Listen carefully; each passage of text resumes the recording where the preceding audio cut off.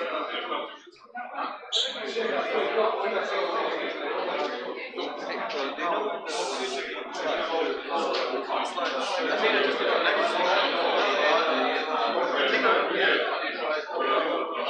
this is my little.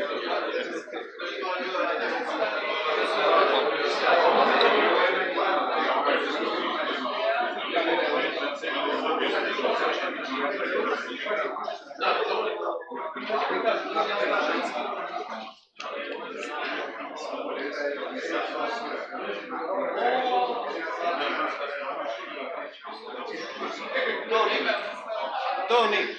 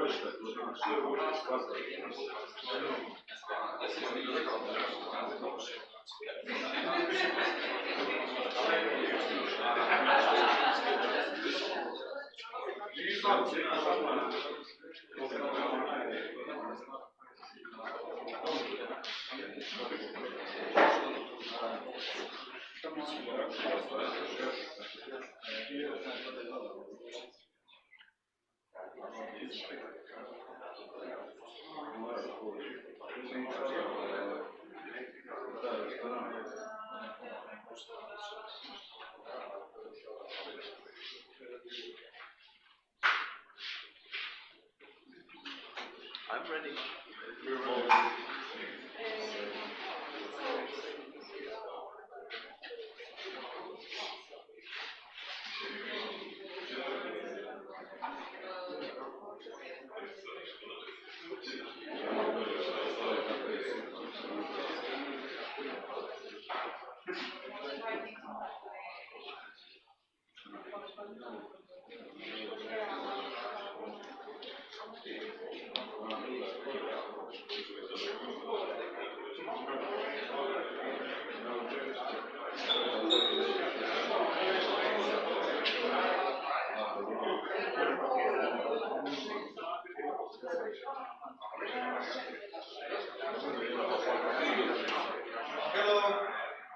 Hi everyone. So first of all, I want to thank you for coming, and I want to welcome you to our Tinel event in the name of everyone at Stochastic and everyone behind the meetup. I will only say a few brief words about the event, about our speaker, and I'll let him do the rest of the talking. So for those of you who may not know, Tinel has been happening for a bit more than a year now, and we had a lot of talks. This is the 14th one, I think.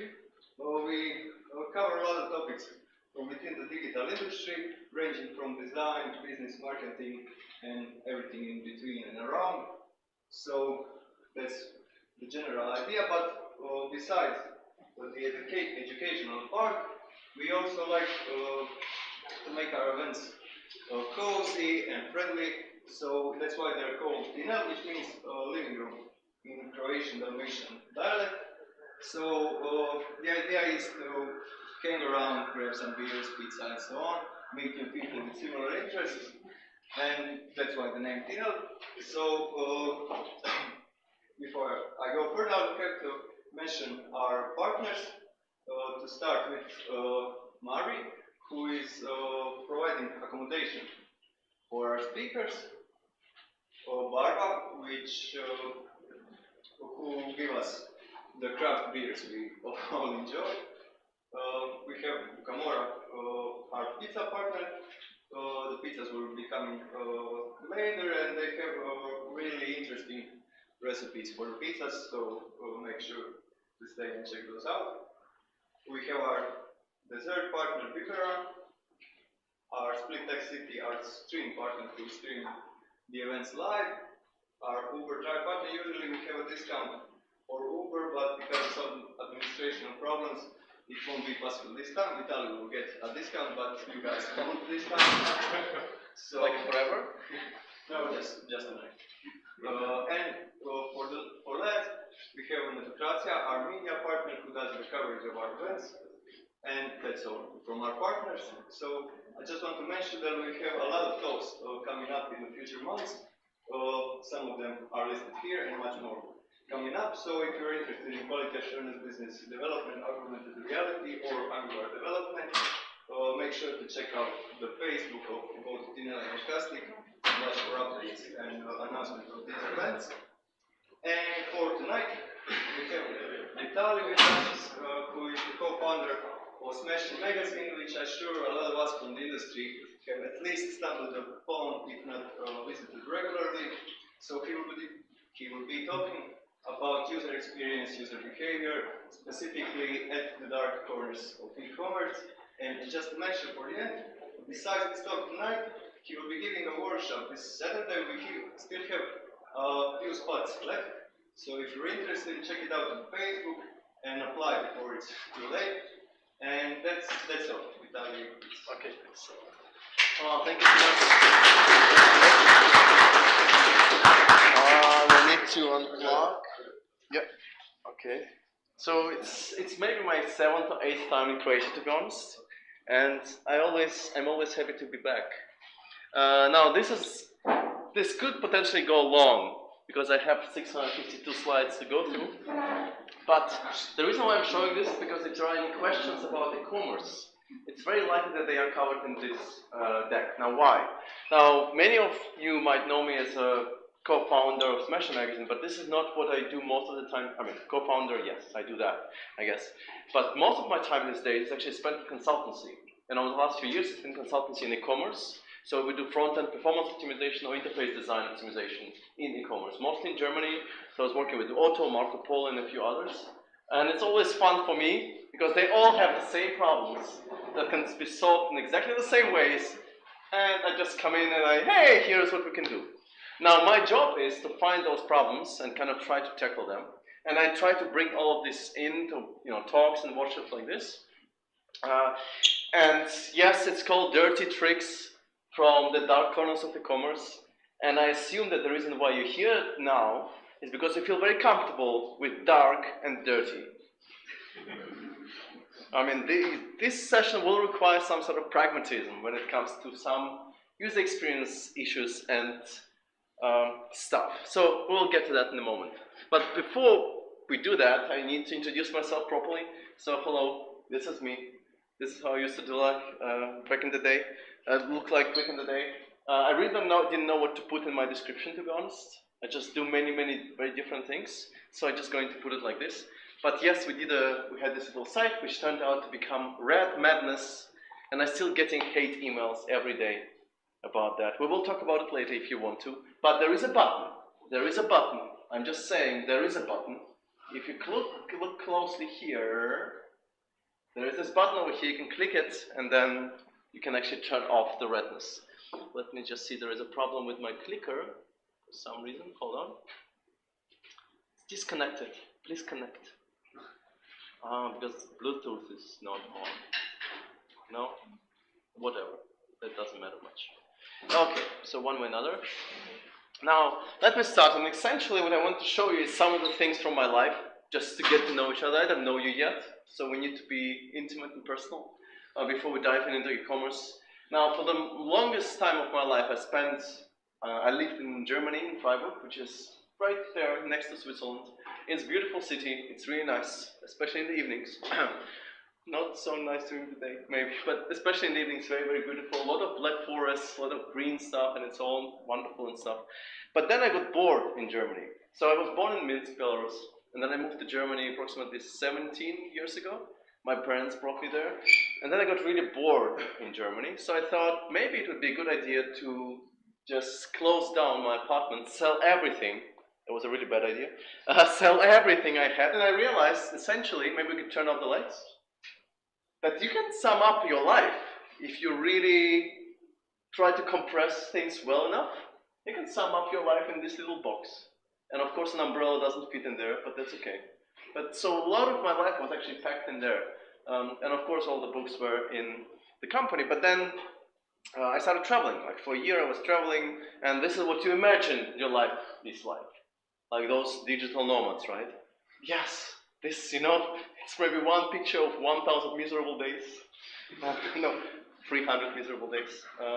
Most of the time it just looks more normal like this. And yes, sometimes it's very beautiful. I like taking pictures of things, right? So when I look at things, they look like they're moving sometimes. Or trying to talk to me. Sometimes in Moscow you find these walking things around you as well. Of course you also find these huge signs. I really like paying attention to typography. So I find this kind of things, for example, or the longest word in the world, I'm sure.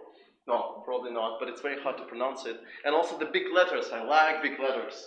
Now this is really big, this is like 3 floors tall. I don't know if you have them in split or so. Or sometimes house numbers. I don't know why you would do that. But, why not? This is from Basel in Switzerland. This is from Basel as well. It's probably a thing. Maybe you should set up a trend or something around that. Characters, drunk letters, drunk characters. This is on the bar.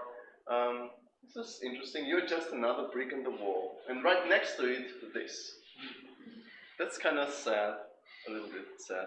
But then I also find signs. I mean, this is the greatest sign of them all. I don't know if you've seen it. This one is from Austria. It's like, what the hell are we doing today? I don't know. Let's do something today. This is kind of the sign you find there. And also posters and stuff. I'm just going to speed up a little bit. And patterns and toilet sign. That's fun. You can find some really interesting ones if you really pay attention. But the best thing, and this is really what I want to focus on, is have you ever tried to take pictures of signs prohibiting you from taking pictures in museums? That's so much fun. People come to you, but because you don't take pictures of, the art, that's kind of okay. So this is like the best part. You can totally do that, but not take pictures of art, right? So that's fun. Try that next time. But this brings me here, and I do like food, and I don't know if you've seen this in your life. Have you ever been in Canada? Anybody? So this is poutine. This is the most horrible, delightful, and annoyingly amazing thing you'll find ever. This is cheese curds with gravy, with meat, shredded meat. It's so horrible for you, it's great. But then, you will see in a second why I'm showing this now. Then you find this, which is francesinha. Anybody been to Portugal? This is the most horrible, but so remarkable thing. It's like a sandwich where they put ham and sausages and cheese and egg and stuff. And on top of that is egg, right? And then it's all in a whiskey beer sauce. It's so good, it's unbelievable. So, is there something like this here? This place? No? So I'm still hunting, but I know exactly what I found. And this is a great place I found as well. But I desperately look for this. So I remember when I was in Zagreb 4 years ago or so, a friend introduced me to this beauty, which is Mediteranska Ibanica, I think. I tried very hard to find it here. No way. If anybody knows where I could find it, please let me know. That would be super useful. Right? This is great. But I arrived yesterday, and I was quite impressed because this is what I'm going to get. Right? This was really fun for me yesterday. Like the best time ever to arrive in Spring. And so this was my experience. I'm sitting, walking around the city, and I'm enjoying the hell out of it. And I kind of, pretend that I understand Croatian, so everybody speaks to me. I'm like nodding because what else am I supposed to do? And I'm really enjoying it, and it's great fun. And then eventually, this happens where the Croatian team scored the goal. That was a lot of fun. That was really good. Had a lot of fun, and then you have the extra time kicking in. And then, of course, when we won, that was really great. I mean, this was really the most remarkable thing ever. I have to go to the middle here. This was madness pure. I don't know if you've been there. I felt like I'm in the middle of huge celebration. So it was really, really good. So I really hope that Croatia will win the final. So this is like for me the sign how it goes. But okay, that's enough. So this is where I'm coming from. And actually, thank you so much for bringing me over because I could do this today. So that was nice. But this is not what we're going to talk about today. Right? But this sets up the atmosphere of what's coming up next. Now, I got that already. So what I want to cover today are 4 things, and we'll see how far we go, because it depends on time and also depends on how many questions you have and things like that. And it's important to note a couple of things before we dive into what companies out there are doing. And one of them is related to psychology and human behavior, the way how we access web interfaces, how we access mobile apps and things like that. And so we'll look into behavior first, then into patterns, and then into some upcoming trends in e-commerce, and then we'll sum up. So when it comes to behavior, one thing is strikingly strange. Despite the fact that we need to go on average through approximately 26 steps to complete a payment, we don't go on streets to protest against it. We just take it. That's just really strange, because if you look into all the steps we need to do to actually give somebody money, it's kind of almost a miracle that we actually do it on a regular basis. So we add an item to the cart, and then we go all the way, we check all the stuff and so on, and then eventually we complete the payment and we're done, hopefully. But of course, many times this will not be the case, because we'll have a credit card failure, right? So we will forget about that purchase, and then we'll go home to our friends and family and people who we care about, and we'll forget about that. But they, or people like you, never forget, do you? No. We'll send them remarkable abandonment emails saying, hey, you have something waiting for you in your shopping cart, please buy. And then you will come back, hopefully, maybe even buy, then you realize you need an invoice, you have to log in, you forgot your password, you have to recover your password, you have to log in, you have to find that invoice, you have to download it, and finally cross your fingers and hope for the best. So no wonder that approximately 70% of the times when somebody wants to buy something, they end up not buying. I mean, to me, this is shocking. This is a shocking number. 70% is an average documented shopping cart abandonment rate in e-commerce retailers. People who add an item to the cart end up not buying. And the reason for it is very obvious, I guess, because the way we do shopping online is very similar to how we do shopping offline. So we go in the shop, online or offline, we try things on, maybe a pair of jeans, or maybe we just look at the product on the screen, and then we leave. And then we come back again, and then maybe we'll check again. But one thing that's very remarkable and very specific for online, for screens, is the fact that we add an item to the shopping cart, go all the way until we have to type in the credit card data just to see the final price, because we don't trust them. How many of you do that? Just adding an item to the shopping cart just to see the final price. Isn't that strange? Do you do that in your regular offline shopping experience? Like adding an item to the cart, then walking to a cashier, then checking the price and leaving? Probably not, right? So that's very, very strange. And approximately 25% of people will be doing that. So you can't bring this number to 0%. That's not possible. But you can easily bring it to 50%.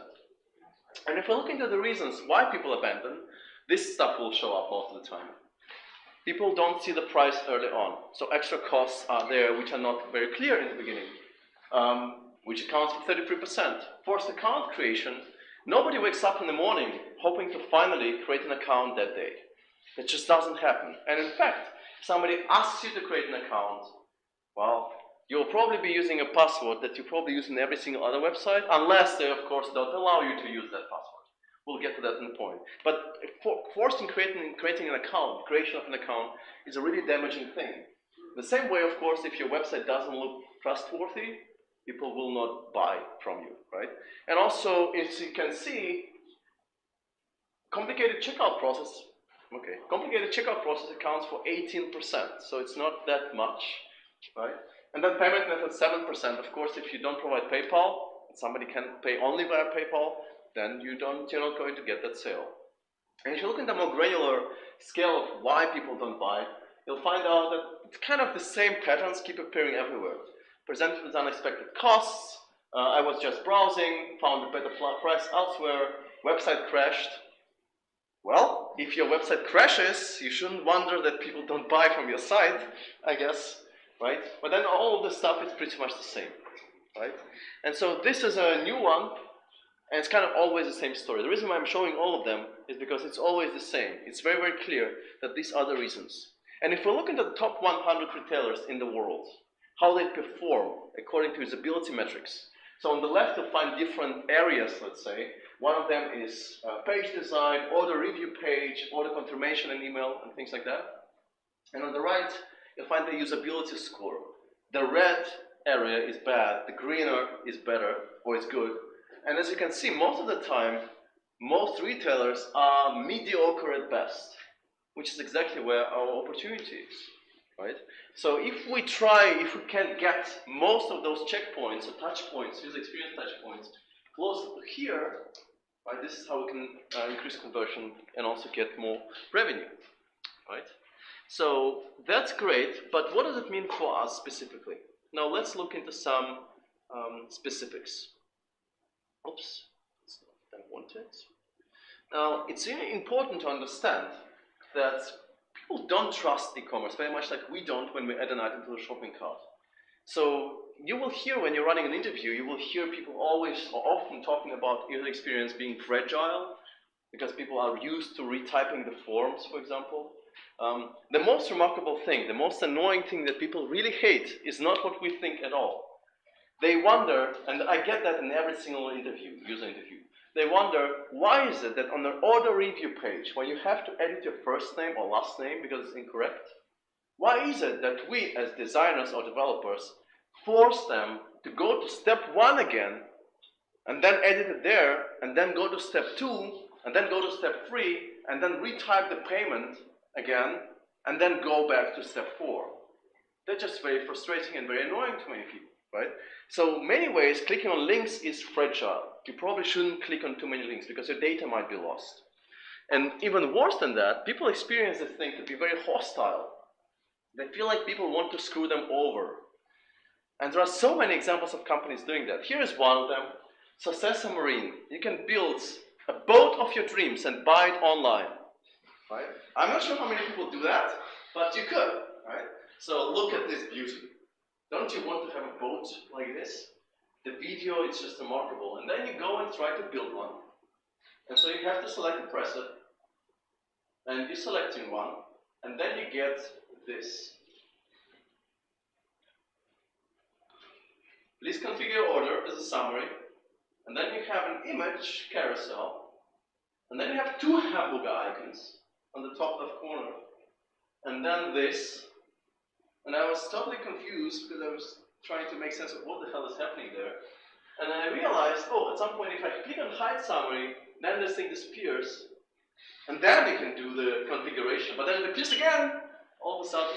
And then you just click the red buttons and check boxes. And of course, the best part is that the price gets updated. That's nice. But the image is still the same and it's still auto-rotating carousel. They're just remarkably bad in so many ways. You need to have like a live mapping what you're choosing and what you see, right? Here's another one. You want to buy a cinema ticket. What's so horrible about that? You get this little pop-up, say, whatever, and then you close it, and then you get this, and you're like, okay. So I'm just closing it, and then it opens in a new tab, right? With that movie that you don't want to see, right? And then you go back and you click again to close it, and it doesn't work either. So you have to go in that page and then find your movie from that page, and then you realize at some point when you want to give them money, you see this. Please check the field date section under the information shown above is the one you have selected for your movie ticket, since you will not be able to make changes or refunds once the purchase is finished. Right? Remember that you must present a credit card and official ID when collecting your tickets at the box office of the selected Tiamo cinemas, and it keeps going and going. You just want to give them money, and then one button, it's just one thing. They just give me the form to pay, and that's it. That's just remarkable. But it gets worse. This is just bad. There are some things that are totally disrespectful. I don't know why, but imagine you're working for an insurance company. And when I talk about e-commerce, I talk about like large-scale e-commerce. It's not just selling t-shirts and stuff, also selling insurance, for example, or car insurance.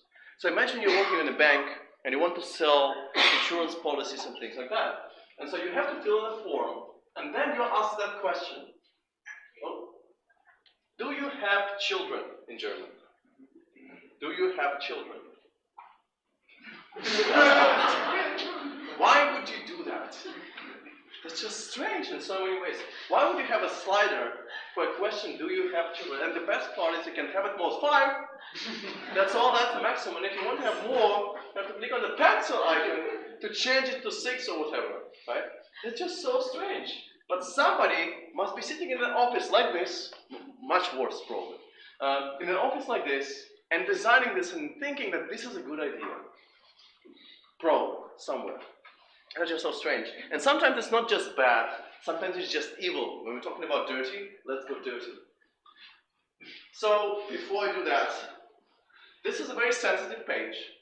So, this is really not going to look nice.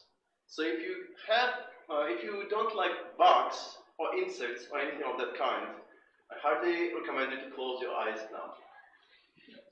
And I give you 3 seconds to do that, because somebody must be sitting in an office like this trying to sell this stuff, right? In a very special and unique way. There are so many horrible things going on there.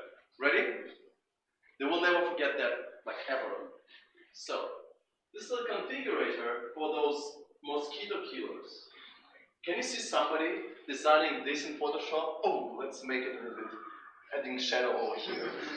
Or let's make some blood splatter over here. Right? And then you have this configurator. I like this one. That's a nice part. Make them stop. And then look at this, a slider with a bug. Isn't it nice? And then you select how many bugs you have and where you have them. And of course you have them everywhere. You just occupied everything. Right? And then you continue, and then boom! Here is your product. Just go and buy it. So this is the experience that most people have when they buy. It's not going to be as horrible as this, of course. But this is what people are used to, right? And no company can be forgotten, unlike our Ryanair.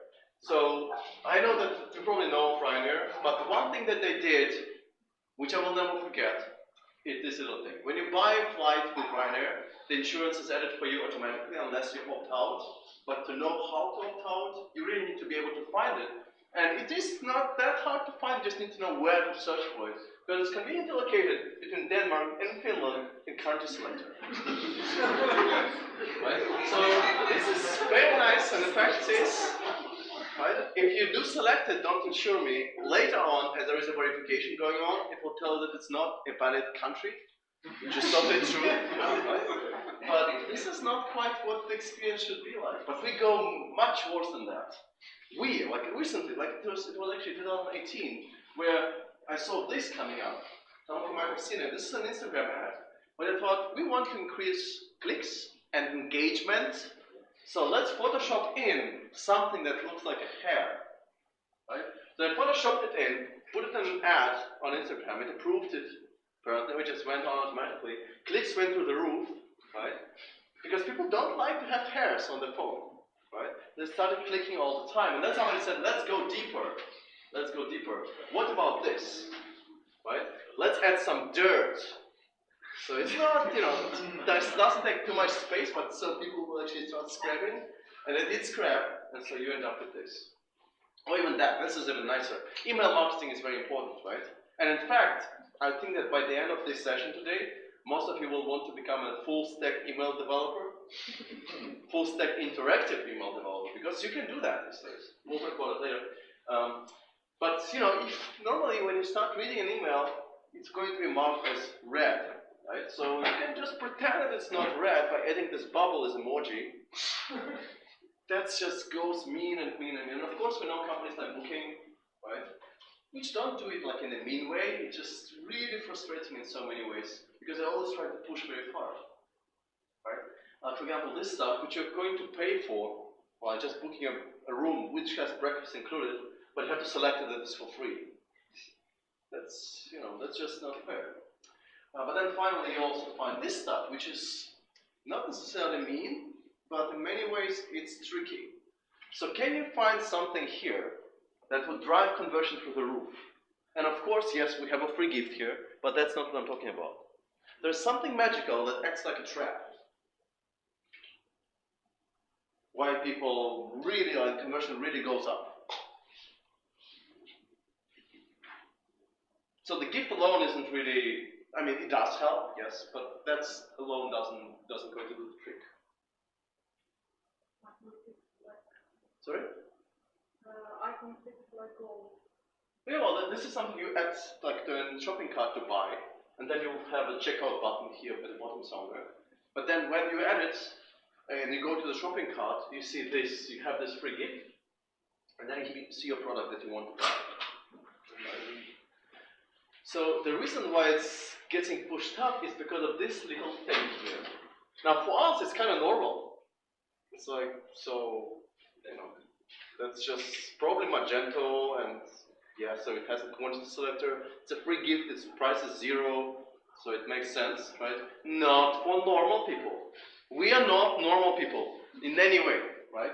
So this is what happens most of the time when people experience it. Not most of the time, but to people who experience it, this is a real big deal. So they see that they can increase it, the value, the number, so they tap once and it becomes 2. They tap one more time, it becomes 3. Tap, tap, it becomes 5. At this point, they are trapped. Because when they start checking out, there will be the moment when they will come back, and they will tap again, and this is it. They will buy this item. They don't care anymore about this thing anymore, at all. Because what they really are curious about is how many of those freebies are they going to get? 1 or 6, right? So, I don't know if it's mean or not, but you kind of get the idea. So you can actually really manipulate things very well if you want to. The other thing is, should we do that or not? Because people will actually, if they discover it, and they feel like you're trying to rip them off, they will not come back. But there are also some things that are really just important to know. One of them is conversion. So it doesn't matter what you're working on, but this is coming from fashion industry. You will see conversion rate peaks. So we're not talking about traffic here, right? So the traffic, of course, changes over the course of the week. But here we're looking at the traffic conversion rate from Monday till Friday, between 0 and 11 o'clock, 12 p.m. on a day. And so what you will find quite a lot are these peaks. So you'll find this peak over here, which is the highest, and you'll find sort of like this line over here, which is also the lowest, one of them, or the blue one, right? So it's really interesting to look into it for 2 reasons. Now, can you spot any interesting trends here? Now, this actually stands for Friday, right? So the conversion is the highest on the Friday. However, if you look at the things like car insurance, the conversion will be the lowest between 10 o'clock and 11 o'clock on a given day, between 10 and 12. Because people tend not to buy car insurance when they're hungry, for example. So we tend to think like we just look at the data and then we just measure conversion on a given day. Well, we really need to pay attention to what people are doing at a specific time. So for example, one thing that really matters is people tend to spend less money, but the conversion tends to be lower, kind of go rapidly further down on a Friday, because Friday night people usually do something else than just shopping, right? And if you look into traffic, you will find this quite clearly here as well. So on Friday, the traffic goes down the strongest, because Friday night we usually have something else to do. But at the same time, we have that peak coming up somewhere between 8 and 10 p.m. This is what we should be expecting most sales and most traffic. Right? So every industry is different, but we should be expecting conversion peaks for fashion industry, for example, around 8, 9 p.m. except Fridays. Now, I don't want to be this guy, but images do matter. Images are really important in e-commerce. And in fact, the bigger the images, the better. However, there are two kinds of items which we're selling, which require slightly different treatment. There are considered purchases and non-considered purchases. There are items that people need maybe a few days to commit to a purchase, or maybe even a few minutes. And there are items that require sometimes even months or years to be purchased. For example, car, right? So for some people it might be the most expensive item they've bought in their life. So they need to commit to it. They will need some time to get used to this idea of buying a car. While at the same time, it's not the same for things like batteries. So anything that can be quickly purchased would be something like that's non-considered, things like socks and DVDs, batteries, groceries, things like that. And something that's a bit more personal or a bit more expensive, like clothing, for example, or an important gift, for example, flowers or artisan gift, that would be considered purchase. And then we need to be expecting people to be coming to the site more often if it's a considered purchase, and less often if it's not considered, but at the same time, when it's very considered, they will be using multi-channel experience. They'll be looking on small screen or large screen and so on and so forth. While for non-considered, like batteries, it's mostly just mobile. Now, here's an interesting thing. I was working with a car manufacturer in Germany. They've been in the news lately, maybe. And so we had a very interesting discussion. So because the idea was, let's build a nice, beautiful, 3D responsive car configurator, where the customer can come to the site, select the car of their dreams, or build the car of their dreams, and buy it online, right? Eventually, there is a business manager coming in and saying, no, we don't have that case. We don't have a single person who comes to the site and wants to buy a car, or buys a car on mobile. That just doesn't happen, right? And so, of course, there is a conversation that starts, and everybody starts talking, no, we don't need it, it's a technical issue and design issue and so on. And that's a big, big mistake. It's a big mistake, because people will be looking at very different, at the car configurator, if they will be using it throughout different channels, right? So, let me ask you this. If you want to buy a car, you probably will need some time to commit to it. So you will need some time to commit to it. Now, when do people have time these days? Oh, when do you have time these days? I mean, you probably don't have time. But if you do have time, where do you have time? Yeah, maybe when you're commuting, but there is a very particularly important use case. The toilet is a very important use case. You have to optimize for people having a very limited amount of time, maybe 1 minute, maybe 1.5 minutes, and you want to inspire them to get close to committing to that purchase, right? And so this is again where this considered purchases can help. I'm just going to move a little bit faster here. And so images are important, they are helpful, and in fact anything that's kind of personal, like even something that's not necessarily expensive, will have people clicking through all the images and looking at all of them, and also zooming in and stuff like that. But it's only valid for considered purchases, because if you do it's for kind of unconsidered, it's not going to help. Now this is not going to help you sell more flash drives, for sure. While this one, actually, if you do have this kind of zooming in opportunity, then it does. Hello, sir. And then finally, and that's an important one. We need to really design for this. This is a very important new tool in our,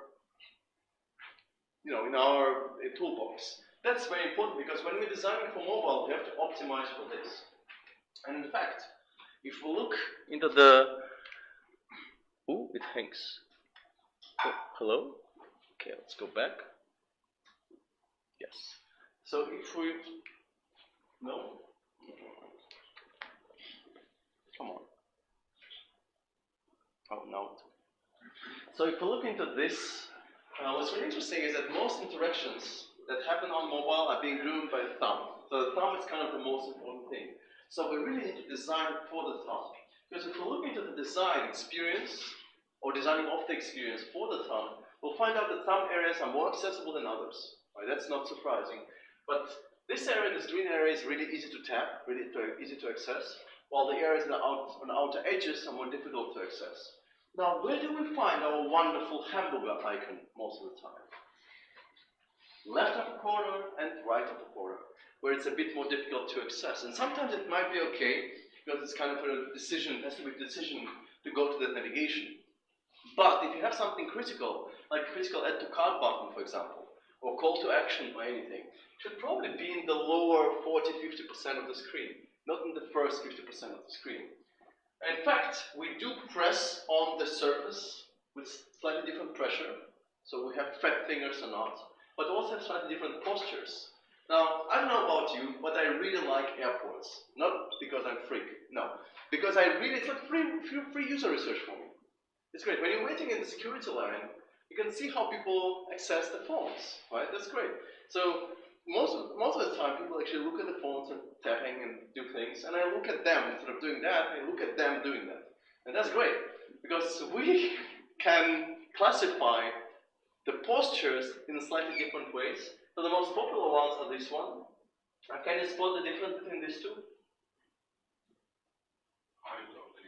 Yeah, so this is the height. It's incredible because we learned it because of the hamburger icon. So if we look into the phone, right, we kind of manage this non-traditional movement because in the past we had slightly smaller phones, and now we're really good at kind of sliding a little bit across the back of the phone, a little bit back just to hit that hamburger icon, right? So this was not, we couldn't do that as humans. This is like a fantastic, like fascinating thing about anthropology. We couldn't do that as humans like 5 years ago. Now we're so good at this. Because how many times do we open a phone on a given day? Yes, 84 times. 84 times to open the phone on a given day. Although the interactions are usually quite short, but we're really good at hitting those hamburger icons. Now, by the way, there is a great test. If you want to test a relationship, that's a great test that I discovered. I'm very proud of this. So there are different postures. So what if you had a breach in your town, and I think that you have some breaches here as well. Now imagine you have a very tiny breach. So you go with your partner to that breach, and then you ask them to reply to an email or look something up on Google or whatever as they're crossing the breach. The posture that they would choose before crossing over the breach will tell you a lot about their personality. A lot. So there are people who are, let's put it this way, they would just hold the phone like this, like they usually do, and they will just cross over. Oh, not a big deal, right? There will be other kind of people, the person who is going to use the left hand or the right hand, doesn't matter, to hold the phone and then tap with the other hand, right? Now there will also be people who will be just like, I'm not going to use the phone until I cross the breach, right? But then there will also be people who kind of just hold it with two hands, more informally, like casually, right? So let's see, what kind of person are you? So let's imagine you have to cross the breach. Who will just hold it like this, like they usually would? Okay. Tells me a lot about you, alright? So who would be a bit more, firmly holding the phone while crossing the breach? Okay, not that many. Surprising, okay. Probably just, I'm not going to use the phone while crossing the breach. Okay. Some people, everybody else is like,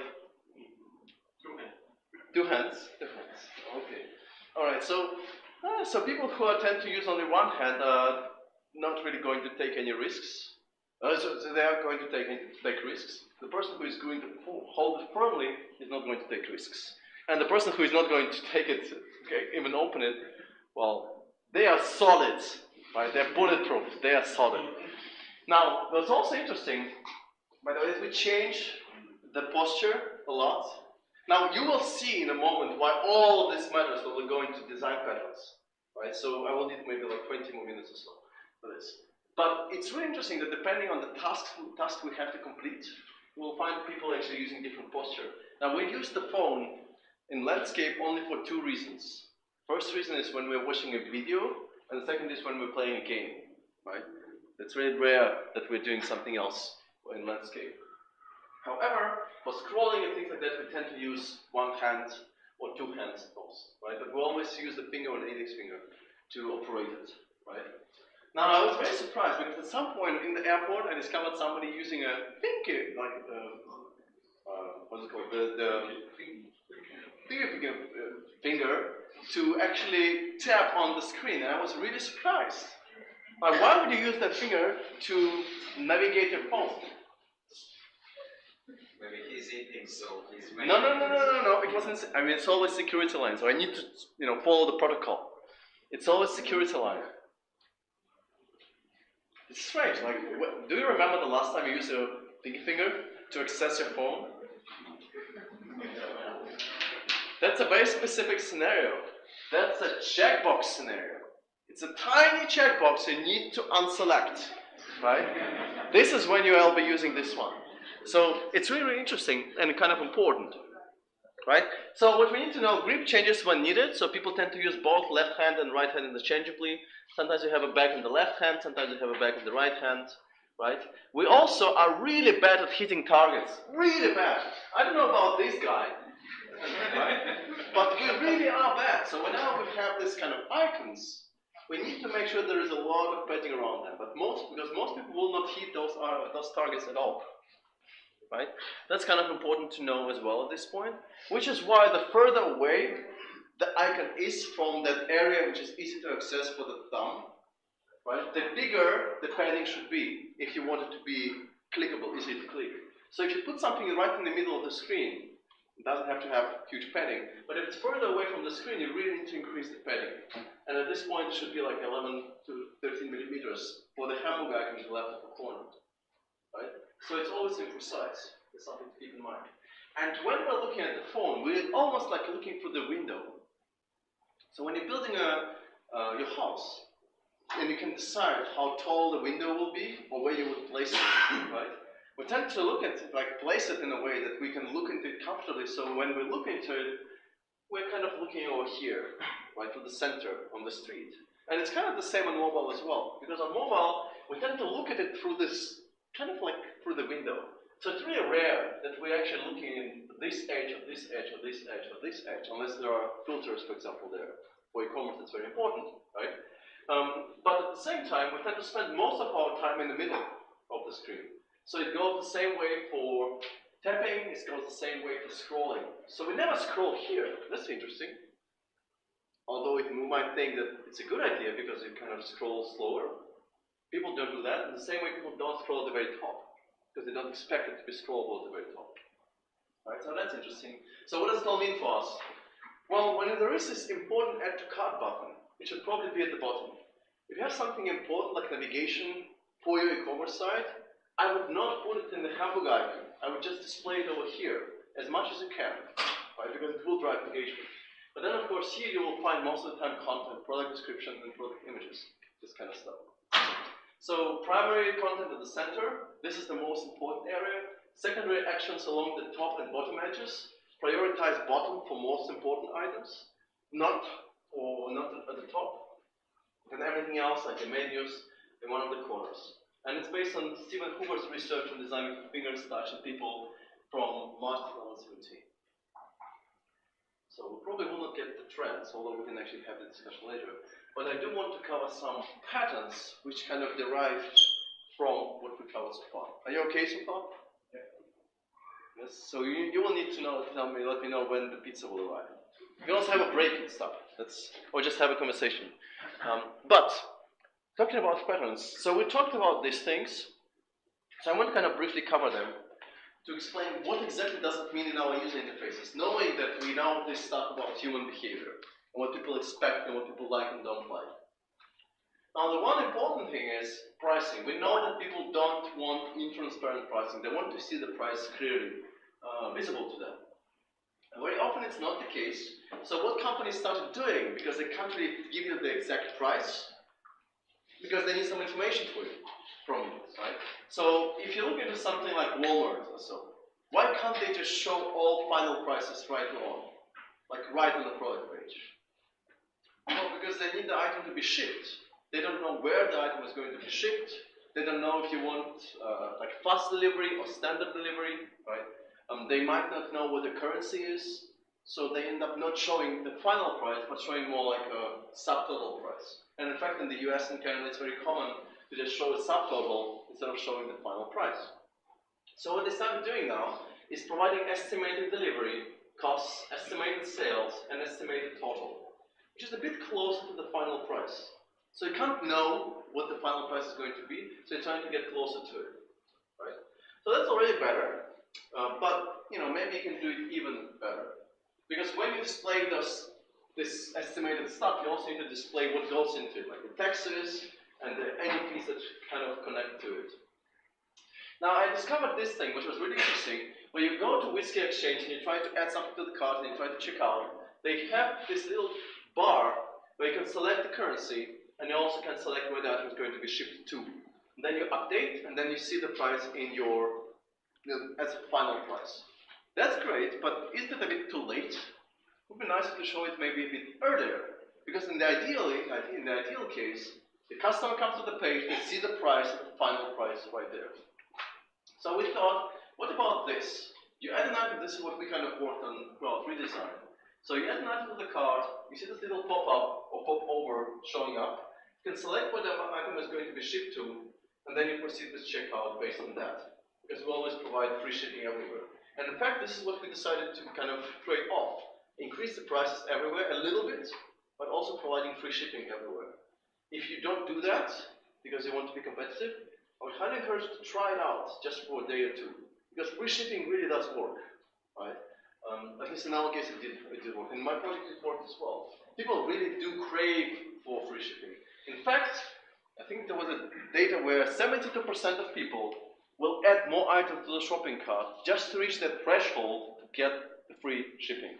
How many of you would do that? So why? You just pay more for stuff you don't need just to get free shipping, but it really does work. Miraculous reason, right? So that was a bit better, but then we thought maybe we can make it even better. So we're going to display all prices as final prices in dollars.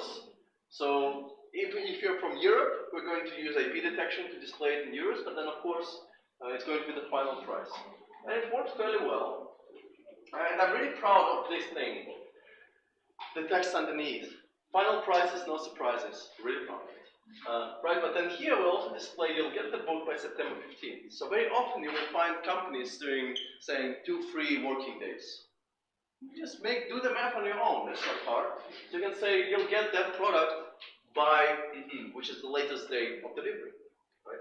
And then if you look into our sidebar where we list all the things like, the checkout, and then you have the sidebar on the right and the forms on the left. You see subtotal taxes, shipping, expected delivery time to Germany, right? If you typed in Germany, and then the total price, right?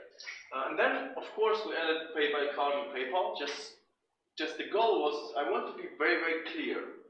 So there should not be any questions about anything at this point when you start checking out. So we tested this, and then we looked, what if we do it slightly differently? So the only thing between this screenshot and the next one is this line. So here we have pay by card and PayPal free, and here we have it as radio buttons. So this one against this one. Now, of course, this one performs better. It's kind of the same message, right? So why is it then that this one works worse than this one? Everything's free. Sorry? Everything's free on this one. It is communicated that everything's free. Yeah, so it kind of does the same way here, but here it's very passive. While here you're kind of making a choice. It's much more active. So although it's the same message, framing that message really does matter as well.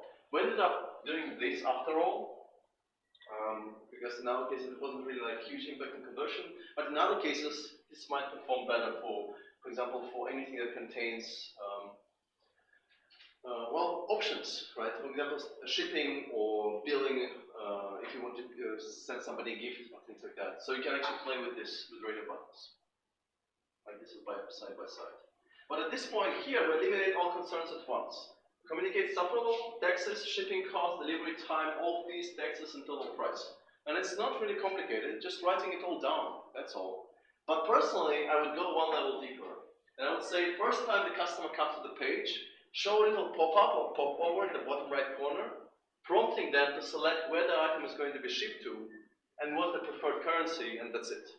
And then all the prices in the product pages, on all the product pages, could be final prices. Based on standard shipping, of course. Right? So I would definitely probably look out for this, instead of IP detection or anything similar. Right? And it's not that customers can't compare or can't convert from foreign currency to local currency. It just, whenever you see something like this, and you're supposed to pay for it, just introduces uncertainty because you don't know who is going to pay or carry the conversion costs. It's going to happen on your side with your bank. It's going to happen on their side with a horrible exchange rate. You just don't know. You don't know what you're going to pay, and in the end, you end up not paying at all. Right? So that's kind of an important part. I studied you so well. I think I know a few things about you. For example, how many of you do this? When you start comparing, like you want to buy a fridge, for example, just copying the name or the label of the product and the number or whatever, the item, and then you type it on Google just to see if somebody else has it cheaper. Who does that? Yes. But, if you just show a little pop-up saying, hey, don't go anywhere, we did price matching. It's the best price, guaranteed. And if you find someone else cheaper, we're going to make ours cheaper as well. People are like, okay. So, for many people, not for all, of course, people, but for many people, this will be enough to not even go on Google and try to compare. Kind of elicits some sort of trust as well. Right? Because nobody really likes comparing. It's not like, hey, finally I can compare stuff today, because comparing is very, very hard. And this is actually one of the reasons why we actually adding to the cart, going all the way to the credit card input, just to see the final price, because this is the only way for us to kind of reliably compare things. Right? So you can display this price match tooltip when you start highlighting an appliance name or model. Another thing that's interesting is display grid. So let's imagine you have a page, and that page has many products. Now every single website, especially in the fashion industry, will have very long pages, sales pages, which might contain hundreds of products. And that's really interesting, because this is the only page which is remarkably, huge, right? If you think about it, there may be 500-600 items there, right? But this is one of the few pages where people will go for every single one of them. They will go for every single page here just to not miss that important sale thing, right? However, the question that we have to ask, or we have to answer as designers, so how do you display it? Imagine you have 400 items to display. Do you use pagination, like this? Or do you use this kind of infinite scroll? You scroll down, and then the items keep coming in, and then you hope you finally hit the bottom, and then it keeps coming, it keeps coming, it keeps coming. Right? The infinite scroll. Or you do the load more button. Right? You scroll down, then you hit the load more button, and then you see maybe 10 more items. And then you scroll down, hit the load more buttons again. So what do you think would work best? Or what would you do? Who would prefer pagination? Who would prefer infinite scroll? That's a safe place. That's okay, you can say that. Who would prefer load more button? Well, in the tests that we conducted, I can tell you one thing. People hate all of these options. They don't like all of them for different reasons. Pagination is often considered to be very slow. Right? So you have to click through all these pages to go to the next page. It's kind of frustrating. It can be frustrating. Right? So they want essentially to see more. And you say, okay, so here's the infinite scroll, just go. I'm like, why do you show me so much? I can't make sense of it. I hope to finally kind of have a cut. And then you show me so much, and they say, okay, so why do I have to click the load more button all the time? Just show me more items. So normally you think if A doesn't work, and B doesn't work, and C doesn't work, then the combination of them shouldn't work either. Not with humans. Humans are very special, very, very special. Because apparently, if you combine load more button with infinite scroll, that seems to be working best. Now why? Oh, how does it work? So on the initial load, you display 10 to 30 products, so 10 on mobile, 30 on desktop, depends on how much space you have, right? Then the customer starts scrolling down, you kick in the next 10 to 30 products, right? So they see at most 20 on mobile, or at most 60 on desktop, and then once they've finished or hit that threshold, you switch over to load more button. So after they've seen 60 products, you add the load more button, so they have to actively click on it to see the next 20 to 60 products. Now why is that? Why does it perform better? There are two reasons. One reason is very simple. People actually get to go reach the footer. That's kind of helpful, I would say, right? That's number one. Number two is people tend to send links to themselves to continue navigating later. Imagine again, this could be like 400 pages. So they tend to send links to themselves, so that kind of fixes this problem. I mean, infinite scroll will fix it too, but it does it too. But then also there is something else. It kind of feels intuitively like pagination, where you have 20, maybe 60 products, right? And then you have a cut, where your first page is finished, and then you move on to the second page. So you're like finished with the first stuff, then you have enough white space in between the first part and the second, so that people kind of continue exploring, right? So there are a couple of examples of that in action. Okay, just two more things that could be important here. One of them is reviews. Now we all love good reviews, right? So it's interesting that we tend to have a very particular pattern that we're looking for when assessing the products. Here's a question for you. We have two products. They're kind of comparable. The pricing is comparable. The brand is comparable, right? So you have to choose one of them. Now one of them has 22 reviews, and the average is approximately 4.5. Okay? And the other one has 9 reviews, but the average 5.0. Okay, one more time. So you have one product that has 22 reviews with 4.5. And another one which has 9 reviews with 5.0. So who would prefer to buy the 4.5 stars? Who would prefer to buy 5.0? Now why? I mean 4.5 is not great. Who would search for a third option? For something better? Because 4.5 is not really the good rating. So, I mean, if you have options, you will probably search not for 4.5, not even for 4.6. The golden value you want to achieve for your product is 4.83. So if you can achieve 4.83, that's very specific, I know. If you can achieve 4.83, you are in the golden rocket science math field, right?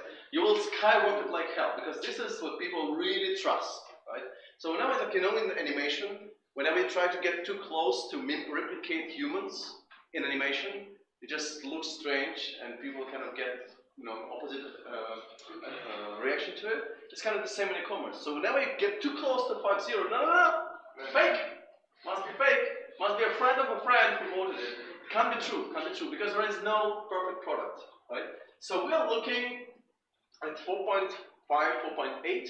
However, if you have over 1,000 reviews, right, so then even 4.3 is okay, right? But most of the time, if you can be in this range, it doesn't matter if you're selling books or electronics, you'll be pretty much in the safe spot. Huh? Okay.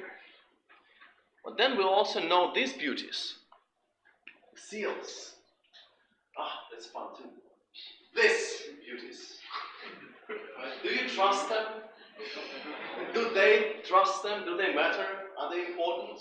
If you ask your customers, dear customer, which badge gives you the best sense of trust when paying online, what they will tell you is, well, we trust Norton, we trust Google, and we trust MacApp Secure, and a few others.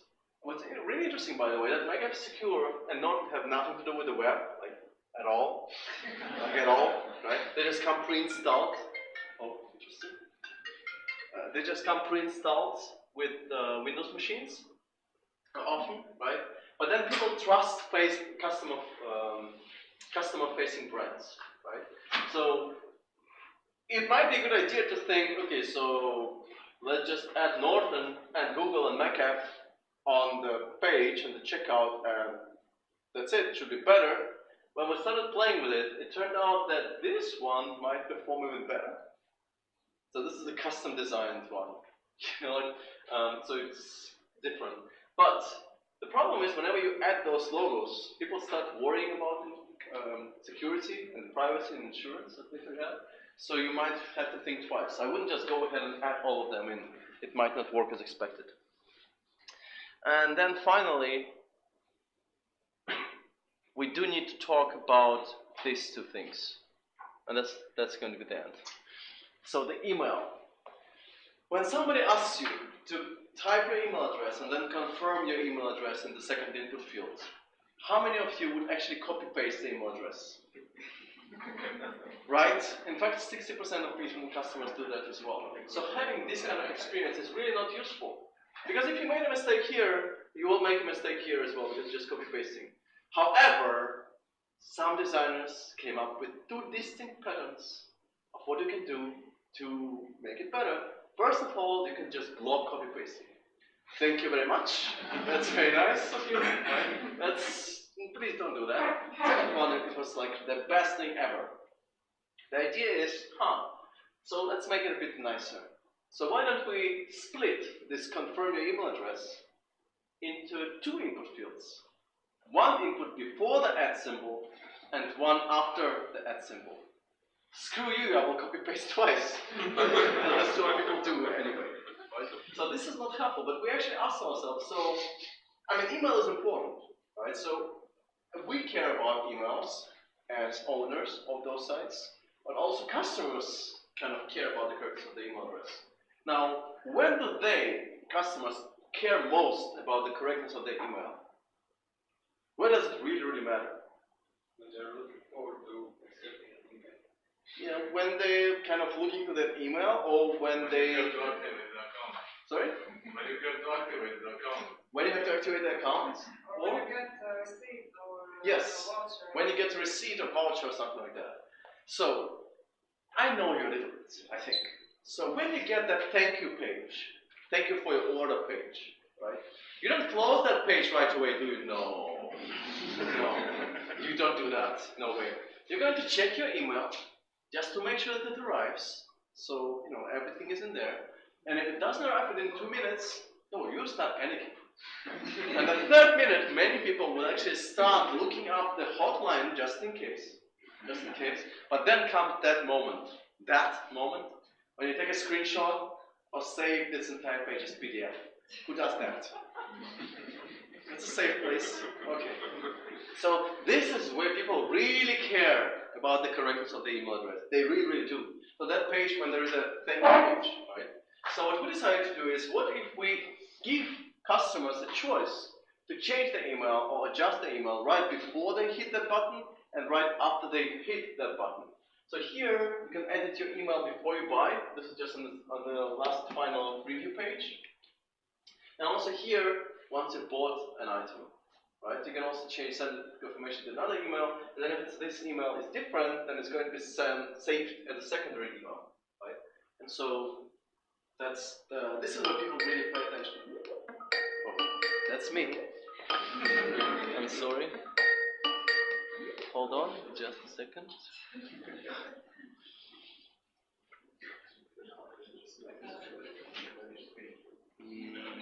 Okay. And then while we're talking about email, because there's also some things to say about password. And of course, many of you will have seen this before. That's just great to look at. Just so much fun. But then also, when it comes to password, specifically to password, it's very interesting to explore patterns of how people choose passwords. Now, the best part is this. That's really cute in many ways. So passwords kind of really matter, because if people don't remember password, that's kind of a really big deal, because they might end up abandoning purchase. And actually more people do that than we expect. And according to my studies, so essentially, on average, people have 4.2 passwords. Oh, good timing. 4.2 passwords. Now, and it's probably the same for you. How many of you are actually using a password manager? A password manager? I thought it would be more. That's okay. But so, normal people don't use password managers. Okay? Normal people use on average like 4.2. Now, what kind of passwords are they? Now, there is a Gmail password. Now, that's a nice password. Has lowercase, uppercase, special characters, and more. No, not emoji. But every single thing that you need. It's a nice password. Nobody remembers it, but it's a nice password that you probably save somewhere on desktop or something. But it's a nice password, right?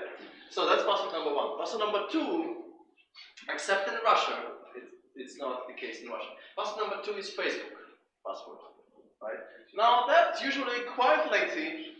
Lowercase, uppercase, digits, special characters, whatever you need, you got it, right? Password number two. Password number three would be something like online banking, usually shorter, usually much easier to remember, and usually it's kind of remarkable in Germany when they assign those passwords, or you can select them, you can select from the digits. That's interesting, right? But then it's kind of easier to remember, maybe 7, 8 characters, the worst. But then there is a fourth password. Yes, that password. If you wake up in the morning and somebody asks you to create an account, you will pick that password, right? However, what if that password that you have in your mind right now, right? What if that password is not good enough for them, right? Because it's missing important characters, it's missing important special symbols and stuff like that. So, you just take that password and you use it as a baseline, and you add those extra characters as they are needed. Who does that? Right? And here's another one. If somebody asks you for a phone number, like again one of those e-commerce sites, right? You know that they track the formatting most of the time, right? So you're going to type in your format, the correct phone number with the right format and stuff, and then you're going to change the last few digits just so they can't spam you. Who does that? No, not that many. Okay, but that with password, that's a really big deal, because when you actually add that baseline and then you add those extra characters, the person who actually did that will have forgotten that password the moment they finish checking out. They will have to remember it and recover it next time, and it's super annoying and frustrating. And you might say, that's not a big deal. So you recover your password. Well, on Etsy, 75% of people will not complete purchase if attempt to recover password while checking out. We are the poor people. That's a really big deal. So password recovery seems to be not a big deal because there are so many unknowns in betweens. It's really, really, really expensive. So whenever you have a secure password checkout stuff, it's really, really expensive. So what we also found out is that whenever you have this show and hide pattern, which is a great thing to do, many people will unmask the password after entering first or second character. So this is a very important pattern to have. And in the end, this is what we ended up with. Can I show it? Yeah. So here you saw this video already. So here we have this email stuff. At the same time, here on the thank you page, you will see it in a second. We have this set up your password link here. And it says no limits on characters, no rules or requirements. Just pick a password you can easily remember. And many people will type in the fourth password, right, which is secure enough. Right, because they had to use it somewhere else already. However, of course, if you write ABCD, we write just ridiculous. Right? 1, 2, 3, 4, 5. That's just ridiculous, right? However, also one thing, if you have an example here, for example, passphrase, for example, honey jar carrot cake, you should be expecting approximately 0.2% of people actually using that password. Right? So just watch out for this. This is what happened to us. So we had to actually prompt them to change that password. That's kind of a long story. But this would be like the pattern you could apply to passwords. So it's time for me to wrap up, I think. We could do more if we want to, or just have a Q&A later. It doesn't matter. So what I want to just finish off with is the little one thing. Just a second. Okay. Here we go. So, summary. So we went through a couple of things. So I want to show final price early on. Large images do matter, they are important. It's important to understand if you're designing for considered items or non-considered items. The CTA buttons, call to action button, should probably be at the bottom, not at the top. Not at the top. So laser load plus infinite scroll works best. Product detail page, I didn't cover that, but essentially the more information you can put in there, the better. 4.83 is your magical number. This is what you want to strive for. If you don't have it, just prompt your friends and so on to provide actually honest reviews. People are expecting that. Delay account creation till the end. If you can avoid creating an account, that's better. So you can, because the only thing that separates you from having an account or not having an account is usually just password. Everything else has to be typed in the form anyway. So just add that password thing in the end. You don't even have to mention creating an account. So email password we covered it as well. And you can also do one more thing, which is allow customers to edit or cancel order after purchase. So I'm just going to show this last bit.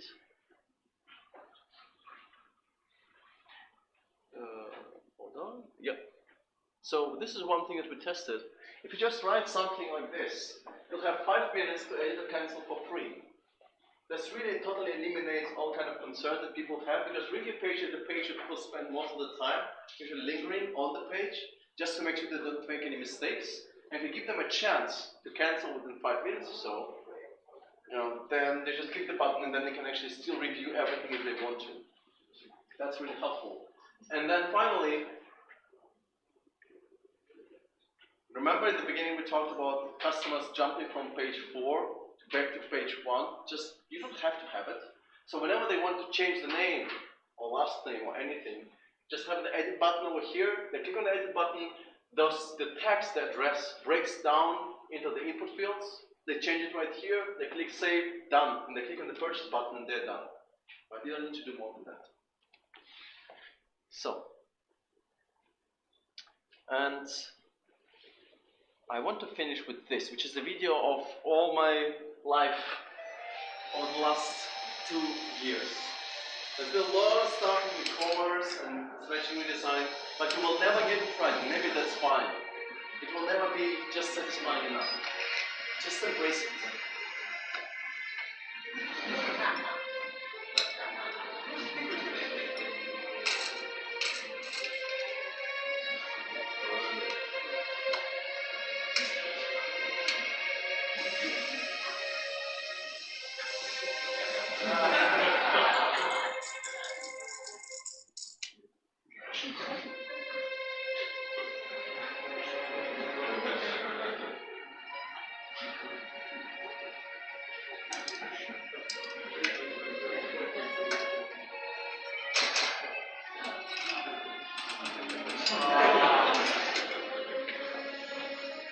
That's for designers.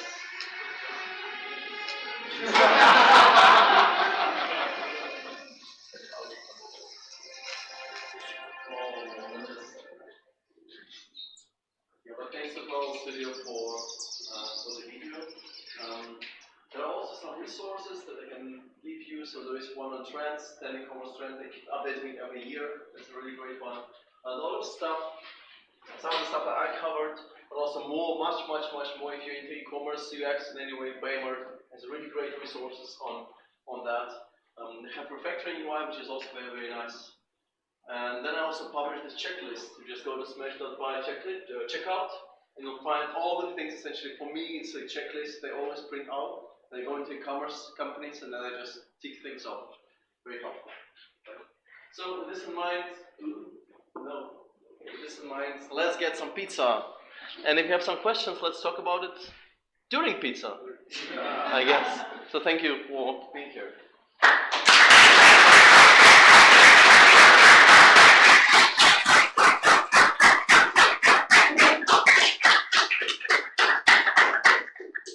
Pizza time.